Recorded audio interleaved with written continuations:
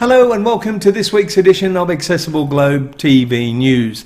Starting off in Australia, an organisation called Stellar Experiences were in the news for taking 7 people with a disability to the Grapevine Gathering Music Festival. It was the first time for all 7 participants, and we caught up with Bronte and Luke from Stellar Experiences earlier today. Yeah, so that was a really cool experience. I took 7 people and I had 2 other support staff, and we went out to the Hunter Valley, and so there was a music festival on there, and every single guest that we took had never been to a music festival before, so it was a really special experience for them, and it was just a really amazing experience. Everyone in the crowd really got around them and were putting them on their shoulders and were dancing with them. They made hundreds of friends and they were like little celebrities, so they just had the best day ever. It was a day they'll never forget. Sounds like they had an absolutely marvellous time, and catching up with Bronte and Luke was amazing. They're great people, and we'll be featuring them in editions and episodes of The Spin throughout the year. We had loads and loads of fun. Going to the UK now, where a jet-setting wheelchair user has branded Jet 2 outrageous after they cancelled his flight because he didn't have a carer to fly with. Ben White has travelled all over the world without a carer to ski, kite surf, snorkel and skydive despite being paralysed from the waist down. But the 44-year-old is enraged that Jet2 accepted a flight booking online only to tell him later that he couldn't fly without a carer. Ben, who lost the use of his legs in a skydiving accident 5 years ago, then learned his seat had actually been cancelled. He was due to fly from East Midlands Airport to Geneva this May, and said for him this was the first time an airline had made such a stipulation. Ben, who lives and works independently and does not need a carer in any other area of his life, claims Jet2 are guilty of discrimination. Despite apologising to Ben for his experience, Jet2 have stood by their policy, stating customers are to be accompanied by someone if they are unable to exit the aircraft. Ben said this was his first experience of anything like this, and it was outrageous. I booked the flights on the 2nd of January on Expedia, and normally I would have to notify the airline and let them know I'll be using a wheelchair. He said he did that, but Jet2 refused his booking. Ben told them that what usually happens with other airlines is that he uses his own wheelchair to get to the aircraft door, transfers to an aisle chair to get to his seat, and then his own wheelchair goes down in the hold and is collected on arrival at the destination. And Jet2 still said he could not fly without a carer.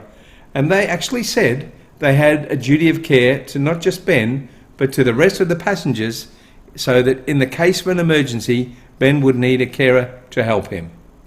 Ben said, I live independently and I don't have a carer from day to day. Staying in the UK, Anna Coe Croft fears disability sports is slipping from the public consciousness after criticising the absence of para-athletes from this year's BBC Sports Personality of the Year shortlist.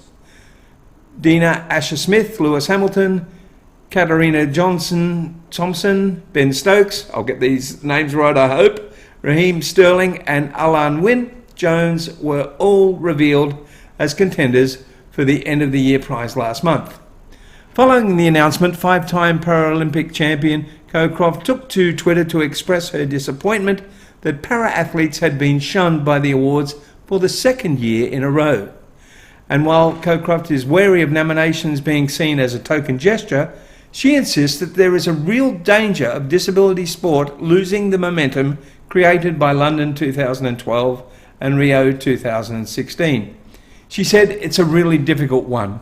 Obviously, every athlete who is on the shortlist deserves to be there rightfully, but it's the 2nd year in a row with no para-athlete on the list. She said with people like swimmer Alice Tai winning all those world championship golds and breaking 4 world records, you start to wonder what more we have to do. It's not just about getting on that shortlist, she said, it's about feeling like things are slipping a little. Our world championships had no live coverage. We only had an hour-long highlight show. For a team that's won a ridiculous amount of gold medals, it's not enough to show what we're doing. We need to keep the momentum there, as Tokyo is now only 8 months away.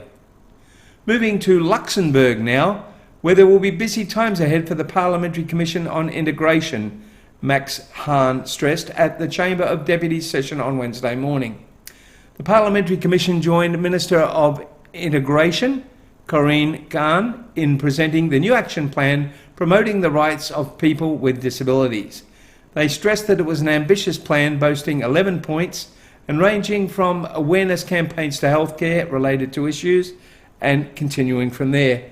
The Commission and Kahn explained that they already planned 97 concrete events until the end of 2024.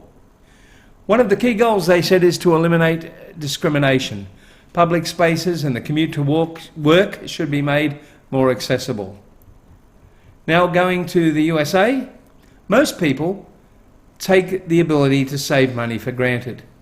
But for people with a disability in the USA, whether developmental or physical, a previous $2,000 limit meant not being able to plan and save for a house, a car, or a vacation. In fact, all the things we enjoy and set money aside for to have a good life, said Robin Arter, Executive Director of non-profit Thinkability in Duncan, Oklahoma. Accumulating more than $2,000 would have meant losing critical benefits such as Medicard or access to supportive services. Thanks to ABLE accounts, also known as 529 accounts, a savings account, it allowed one couple to buy a home and another lady is saving for a condo. The purpose of the accounts is to allow people with disabilities to save money without losing benefits such as the supplemental social security income or Medicaid. The tax advantage savings account have transferred the financial lives of people with disabilities and their families. They haven't been allowed to dream and we've really had to prompt them, Arter said. Suddenly people are having conversations about what they want for their future.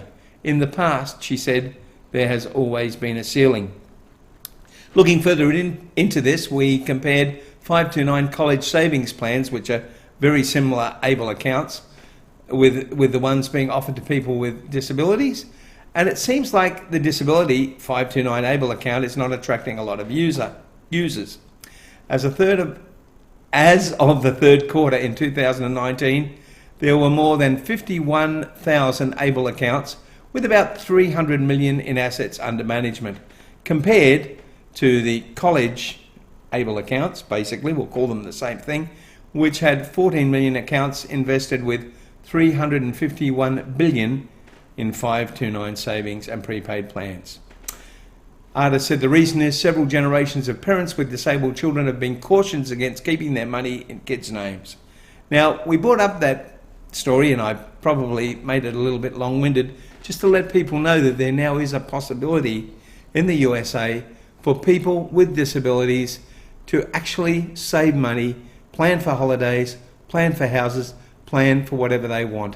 And we think it is an absolutely wonderful thing to happen and well and truly overdue. Now going back to the UK, a blind British ski champion is contemplating legal action against Marks and Spencer after a member of staff told him to get his guide dog out. John Dixon Lilly was left feeling shaken and humiliated on Friday when a shop assistant pointed to his black Labrador Brett and said, "You're not allowed that in the store." He says this is the 5th time Marks and Spencer staff have challenged him on his guide dog, which visually impaired people can take into shops under the Act. The Paralympian says these incidents are all too common for disabled people across the UK and that tougher legal repercussions are needed for there to be any meaningful change. Describing his recent encounter at a Marks and Spencer's inside London's Charing Cross station, John told metro.co.uk, "I was very shaken. It's humiliating, and this happened in a busy store in front of a line of people." John says incidents like Friday's, which left him in tears, makes him consider whether he should resort to using a cane instead, which he says would be far less safe and much, much more limiting. Well, that's about it for this week's Accessible Globe TV News. Still getting it all together. Please let us know what you would like to see on it. We need presenters all around the world. We need people that will get stories to us and let us know what's happening in the world of disability. We really want to get this program to a very wide-ranging group of people, and we really do need your help. Thanks for watching.